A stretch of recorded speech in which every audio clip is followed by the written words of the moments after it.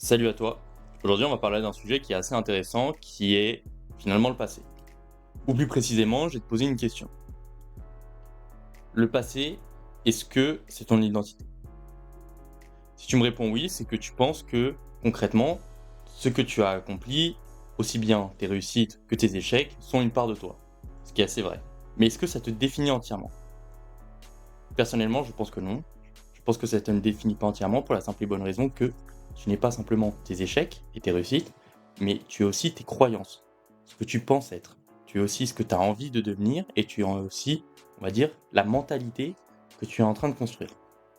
Qu'est-ce que je veux dire par là? Ce que je veux dire par là, c'est que c'est très bien d'avoir accompli des choses. Le passé, c'est quelque chose de confortable, c'est quelque chose qui nous rassure.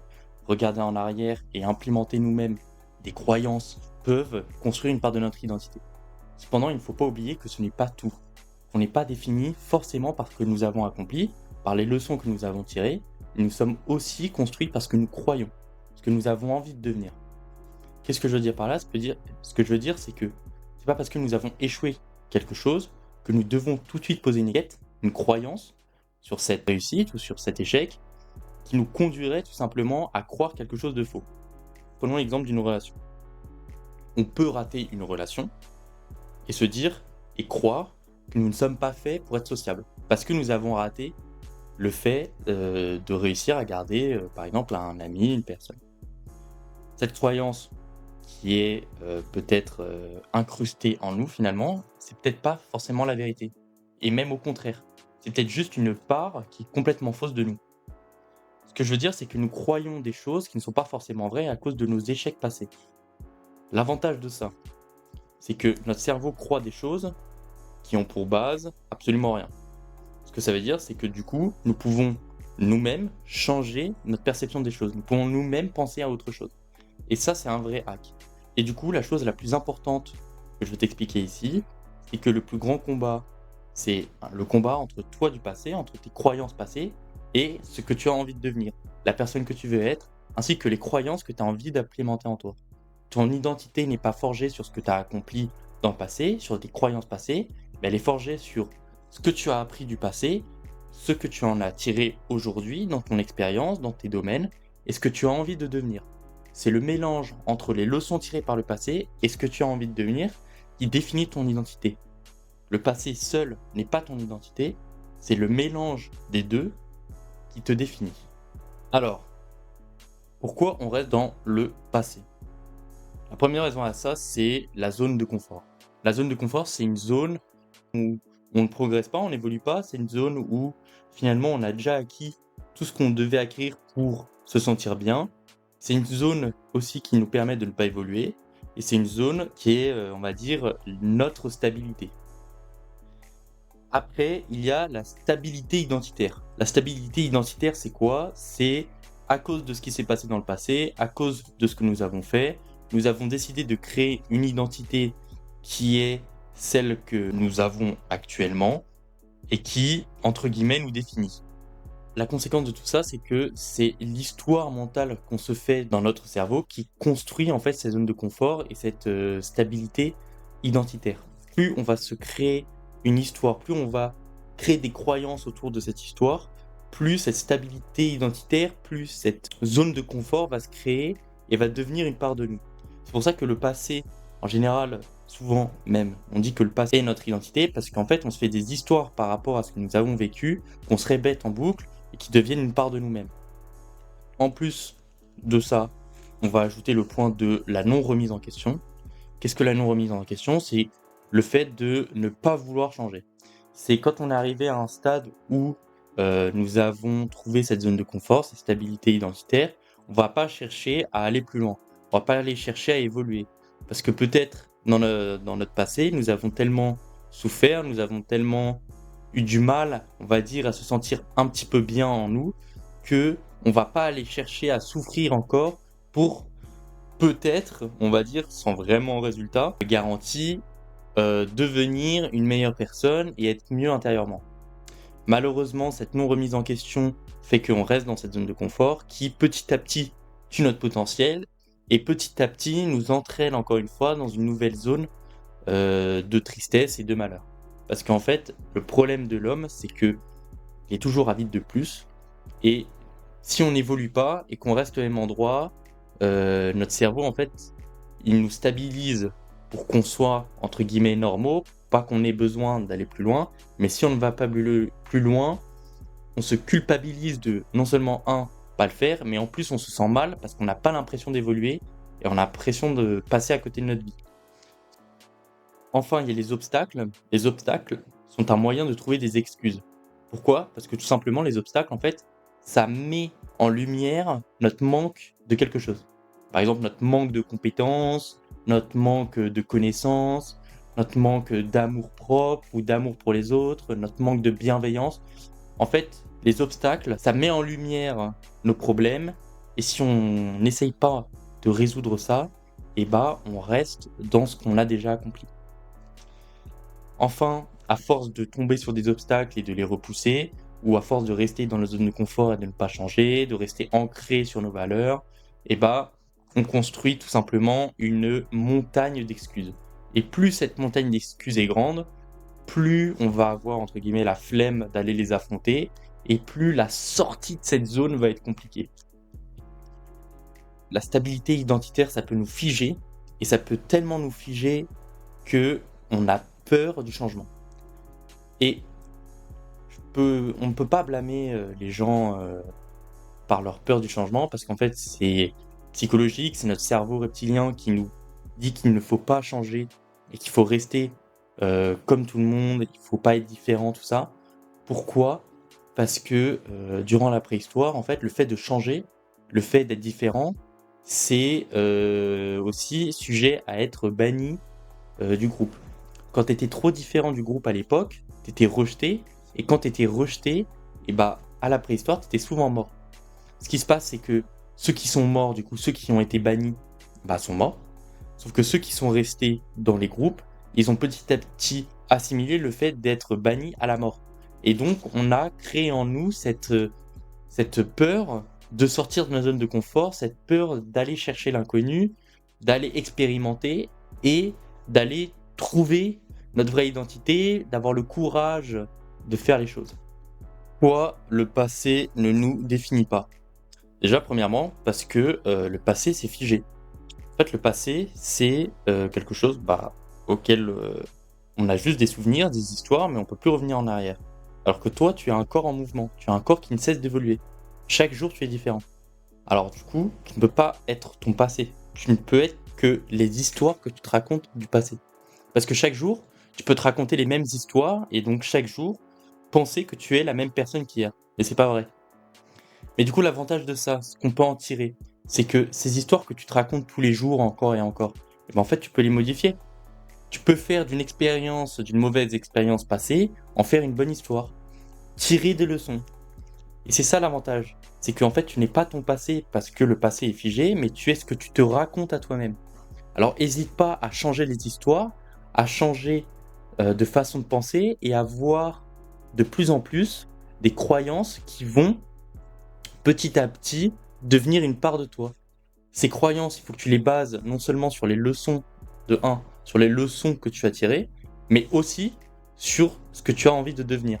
Et ça, c'est très important. En plus, ce qui nous retient, nous, comme je l'ai dit, c'est la peur. Et qu'est-ce qui permet d'affronter la peur ? C'est le courage. Et le courage, ça se développe quand tu essayes de faire des choses. Plus tu fais des choses qui sont inconfortables, plus tu vas être courageux. Et il y a quelque chose de formidable dans la peur, c'est que en fait la peur, il y a deux histoires que tu peux avoir quand tu as peur. Il y a la première qui est la peur, je ne peux pas me battre contre la peur, c'est impossible, c'est un mécanisme de défense, si j'ai peur, il faut que je respecte la peur et je m'en vais. En fait là, tu fuis la peur, tu l'acceptes, tu la laisses te contrôler, et plus tu la laisses te contrôler, plus la peur s'ancre en toi. Le deuxième point de vue, qui est le meilleur point de vue je pense, c'est la peur est un indicateur. En fait, la peur va se manifester quand tu vas faire quelque chose de nouveau, quand tu vas sortir de ta zone de confort. Et en fait, c'est un indicateur pour te dire, là, ce que je fais, ça me permet de sortir de ma zone de confort, donc je vais évoluer, et donc je vais devenir quelqu'un d'autre, ou du moins, je vais essayer de devenir la personne que je veux être. Qu'est-ce que ça veut dire par là ? Ça veut dire que plus tu vas avoir ce petit sentiment de peur en toi, plus tu vas essayer de faire le premier pas, plus tu vas être courageux. Le courage, ce n'est pas faire sans peur, c'est faire avec la peur. C'est embrasser la peur. Ce n'est pas la rejeter, c'est la confronter, c'est l'adopter, la regarder d'en haut sans l'adopter en nous. C'est avoir une vision claire d'elle. Et c'est de faire en sorte que petit à petit, tu deviennes de plus en plus courageux. Que petit à petit, cette peur qui devient un indicateur et qui te dit quand est-ce que tu dois faire les choses, quand est-ce que tu dois avancer. Rappelle-toi que les histoires que tu te racontes, c'est celles qui deviendront une vérité en toi et que le passé ne te définit pas. Encore une fois, le passé ne peut pas te définir. Les échecs et les réussites ne te définissent pas. C'est les histoires que tu te racontes sur toi-même. C'est ce que tu te dis sur toi-même chaque jour qui te définissent. Plus tu vas avancer, plus tu vas devenir quelqu'un. Mais n'aie pas peur d'avancer. N'aie pas peur de sortir de cette zone de confort. Et ta valeur n'est pas définie par ce que tu as accompli ou parce que tu as échoué. En fait, ce n'est pas parce que tu as échoué que ta valeur diminue ou c'est pas parce que tu as accompli quelque chose que ta valeur augmente. Ta valeur est fixée sur ce que tu as envie de devenir. Plus tu vas chercher à devenir quelqu'un de bon, plus ta valeur va augmenter. Mais au contraire, plus tu vas chercher à rester sur toi-même, plus tu vas chercher à rester enfermé, à rester recroquevillé sur tes acquis, plus, on va dire, ta valeur va descendre. Ce que je veux dire par là, c'est que ce n'est pas parce que tu as échoué plein de fois dans ta vie que ta valeur est mauvaise. Il y a des gens qui ont beaucoup plus de valeur en ayant échoué énormément que des gens qui n'ont jamais échoué. Parce que plus tu échoues, plus tu apprends, plus tu évolues, plus ta valeur évolue. Alors ne doute jamais de ta valeur. Surtout que la valeur humaine, c'est une valeur qui est indescriptible. En général, on a tous une valeur qui est énorme. Et plus on va avancer dans notre vie, plus elle peut être entachée, cette valeur. Et quand tu essayes de travailler sur toi-même, quand tu échoues énormément, mais que tu essayes toujours d'avancer, de comprendre et surtout de regarder de manière positive les échecs que tu as eus, plus ta valeur intrinsèque augmente. Et là, je parle de valeur, je parle pas de valeur que les gens reconnaissent. Je parle plutôt de la valeur que tu as, de ta perception de toi-même par rapport aux autres. Quand je parlais des gens qui ont énormément échoué et qui ont plus de valeur que ceux qui n'ont jamais échoué, qu'est-ce que je veux dire par là? C'est que ces gens-là qui ont énormément échoué, ils comprennent qu'ils ont de la valeur et que c'est parce qu'ils ont échoué qu'ils ont pu construire cette valeur. Alors que les gens qui n'ont jamais rien fait, ils sont recroquevillés, ils ont leur valeur en eux qui est très faible, très limitée. Alors n'hésite pas à prendre des risques. Tu n'es pas ton passé, tu n'es pas ce que tu as fait, tu es ce que tu as envie d'accomplir. N'oublie jamais ça. Tu es ce que tu peux faire, tu es ton potentiel. Rappelle-toi, le but de la vie, c'est de vivre pleinement sa vie. L'échelle de notre vie sur Terre, elle est minuscule. C'est une poussière, c'est un battement de cils à l'échelle de l'univers. Et c'est tellement court qu'on ne peut pas se permettre de, on va dire, perdre du temps à avoir peur. On ne peut pas se permettre du temps à penser négativement. Il faut avancer chaque seconde, chaque minute qui passe, chaque heure, chaque jour. C'est un pas de plus. Chaque jour, tu avances. La question, c'est vers où tu avances. Est-ce que tu avances vers là où tu veux ou est-ce que tu avances, malheureusement, de l'autre côté? Donc pose-toi cette question, réfléchis là-dessus. Enfin, j'aimerais te parler de quelque chose qui est que tu peux changer ton histoire. Rappelle-toi, on a dit qu'on pouvait changer son histoire en tout simplement changeant les leçons tirées du passé. On va reprendre l'exemple de la relation, mais au lieu de dire que tu as raté cette relation parce que tu n'es pas bon, dis plutôt que tu as raté cette relation parce que tu n'avais pas assez de connaissances. Et que du coup, il faut que tu apprennes des choses, il faut que tu mettes en place des choses, il faut que tu changes peut-être ta personne pour avoir de meilleures relations. Essaye de voir le côté positif, essaye de comprendre petit à petit. Ton histoire, elle peut changer autant que tu veux et tu peux devenir ce que tu veux. Dire un état dans lequel tu devrais te remettre pour avancer, c'est l'état des enfants. En fait, les enfants, ils sont très naïfs quand ils sont jeunes. Ils croient tout ce qu'ils essayent. Et en fait, ce que je trouve incroyable avec les enfants, c'est qu'ils ont cette capacité à essayer, de 1, parce qu'ils n'ont pas peur, et de 2, à se dire qu'ils peuvent absolument tout faire. En fait, ils sont tellement naïfs, ils ont tellement pas de limites quand on est enfant, que on essaye plein de choses, on fait plein de choses, et on a envie de tout faire, de tout devenir. Et ça, c'est absolument extraordinaire. Et c'est la mentalité qu'il faut qu'on ait aujourd'hui. Il faut qu'on ait cette mentalité sur les choses auxquels on doit s'améliorer, auxquels on a envie de s'améliorer, il faut qu'on puisse redevenir comme ces enfants. Il faut qu'on puisse avoir cette naïveté de se dire on n'a pas de limite, on peut tout faire. C'est pas parce qu'on a raté qu'on peut pas recommencer. Pensons encore et encore qu'on peut réussir. Et je pense que tu devrais aussi utiliser la loi de substitution. Je te rappelle ce que c'est la loi de substitution, c'est que tu peux, dans ton cerveau, avoir qu'une seule pensée à la fois. Donc en fait, quand tu as une pensée négative, essaye de la substituer. Essaye de l'enlever directement pour avoir une nouvelle pensée, qui est, cette fois-ci, est positive et constructive. Et donc, essaye en permanence d'avancer, essaye en permanence de penser, de te faire des histoires qui sont positives. Essaye toujours de visualiser qui tu peux devenir, essaye d'agir aussi comme la personne que tu veux devenir, et c'est que comme ça que tu vas pouvoir construire réellement ton identité. Tu n'es pas ton passé, tu es ce que tu aspires à devenir. Ton identité se construit parce que tu aspires à devenir et non parce que tu as été. En fait, ce que tu as fait, c'est que le résultat d'un moment T. D'un moment T passé maintenant. Mais plus tu vas avancer, plus le moment T futur va arriver, et ce moment T futur deviendra ton T passé. Et si ce moment T futur est quelque chose de bien, alors tu vas pouvoir garder ça en toi comme une part de toi, parce que c'était quelque chose de bien. Et si c'est mal, il faut juste trouver la solution, trouver la leçon qui va permettre de cicatriser cet échec, tout simplement. Et la conclusion, c'est quoi ? La conclusion de tout ça, elle est assez simple. Elle est finalement de se dire que tu peux absolument tout accomplir, tu peux tout devenir. Tu es un humain, tu as une capacité extraordinaire de changement, d'adaptation, d'agilité. Et je pense que tu as vraiment en toi la capacité de devenir meilleur. Et pour ça, tu ne dois pas te limiter. Et pour pas te limiter, tu ne dois pas croire des choses négatives, tu dois plutôt croire des choses positives. Alors effectivement, tu ne peux pas être bon dans tous les domaines en même temps, ce qui est assez normal. Il faut que tu te focuses sur un domaine à la fois pour pouvoir avancer, mais tu peux tout accomplir. Alors n'oublie pas que tu peux vraiment tout faire, tu peux vraiment tout accomplir. Avance encore et encore vers tes objectifs. Essaye de devenir une meilleure personne. Essaye de sortir de cette zone de confort. Essaye d'arrêter de te trouver des excuses. Essaye de mettre en place des plans. Et même si les plans échouent, même si ça casse ton ego, essaye d'avancer encore et encore. Et plus tu vas avancer, plus tu vas construire une identité. Et plus tu vas petit à petit devenir quelqu'un. L'identité, elle se base sur ce que tu apprends, sur ce que tu construis sur toi-même, sur la mentalité que tu veux être, que tu veux incarner, pardon. Mais elle ne se base surtout pas, et je le répète, elle ne se base surtout pas sur les échecs que tu as fait, sur le passé, et même sur les réussites.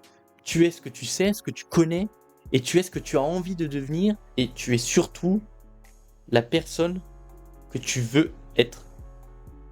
C'est-à-dire que si tu agis comme la personne que tu veux être, tu es déjà cette personne.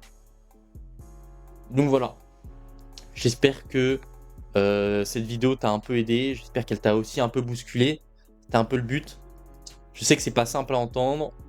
Et je sais que je suis peut-être un peu cru, un peu cash sur ce que je dis.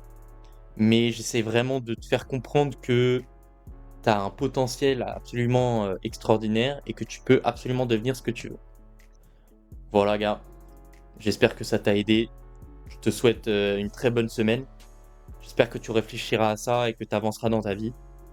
Et je te souhaite bon courage. Réussis, sors de ta zone de confort. Et force et honneur. Sur ce, bonne semaine.